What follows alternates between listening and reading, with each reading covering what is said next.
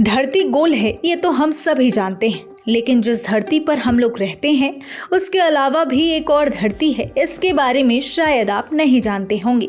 तो चलिए आज हम आपको एक और धरती के बारे में बताते हैं। इस नई खोज ने वैज्ञानिकों को भविष्य की रिसर्च के लिए प्रेरित किया है और सोलर सिस्टम के बारे में उनकी समझ को काफी हद तक बदल दिया है। कुछ खगोल वैज्ञानिक मानते हैं कि यह घटना एक्सोप्लैनेट पर जीवन की तलाश की दिशा में एक नई उम्मीद जगाती है। आपको बता दें कि अमेरिकी स्पेस एजेंसी नासा ने एक दूसरी धरती को खोज निकाला है जहां पानी से भरा समुद्र होने के संकेत भी मिले हैं। नासा ने दावा किया है कि उसके जेम्स वेब टेलीस्कोप ने इस कारनामे को अंजाम दिया है। इस टेलीस्कोप ने सौर मंडल के बाहर एक सुदूर ग्रह यानी एक्सोप्लैनेट का निरीक्षण किया है और इसके डेटा से पता चलता है कि इस दूसरी धरती की सतह पानी से ढकी हो सकती है।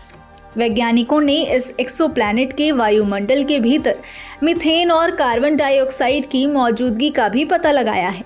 अनुमान है कि ये गोला धरती से तकरीबन 8.6 गुना बड़ा है, जो पृथ्वी और नेपच्यून के आकार के बीच है।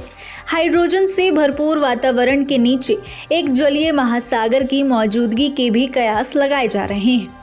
इसके साथ ही इस ग्रह पर एक ऐसा रसायन मिला है जो संभावित जीवन की तरफ इशारा करता है। जेम्स वेब टेलीस्कोप से मिले संकेतों से पता चलता है कि K2-18b एक हाइसीन एक्सोप्लैनेट हो सकता है जहां हाइड्रोजन से भरपूर वातावरण है और इसके महासागर से ढका भी हो सकता है।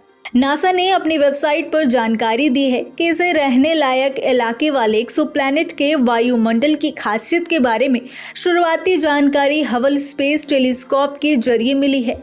इस नई खोज ने वैज्ञानिकों को भविष्य की रिसर्च के लिए प्रेरित किया है और सोलर सिस्टम के बारे में उनकी समझ को काफी हद तक बदल दिया है। कुछ खगोल वैज्ञानिक मानते हैं कि यह घटना एक्सोप्लैनेट पर जीवन की तलाश की दिशा में एक नई उम्मीद जगाती है। K2-18b रहने लायक इलाके में ठंडे और छोटे से तारे K2-18 की परिक्रमा करता है, जो हमारी धरती से 120 प्रकाश वर्ष की दूरी पर है। K2-18b जैसे सुदूर ग्रह यानी एक्सोप्लैनेट सौर मंडल के किसी भी चीज से बेहद अलग है, जिनका आकार धरती और नेपच्यून के बीच है। नासा के वैज्ञानिक कहते हैं कि सौर मंडल के नज़दीक मौजूद नवग्रहों की कमी की वजह से इन्हें अक्सर कम अहमियत दी जाती है। हालांकि इनके वायुमंडल को लेकर खगोल वैज्ञानिक के बीच सक्रिय बहस होती रहती है।